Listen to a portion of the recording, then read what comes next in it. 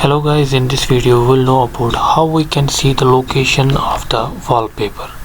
But before we start, if you are new to this channel, please subscribe, share and like my channel. Thank you.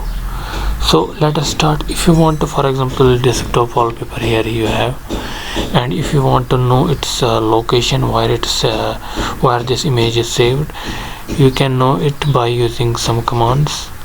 So you have to press down the Win key plus R, and this run here, and you have to write down here regedit and click enter.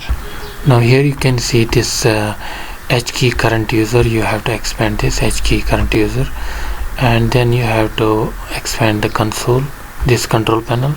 Then you have to expand this control panel, and here you can see the desktop. Click on it, and on the right side of the window you have to see the wallpaper,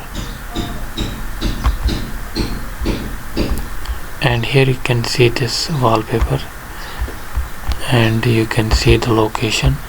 This is the location. It's available in documents, and this is the file name.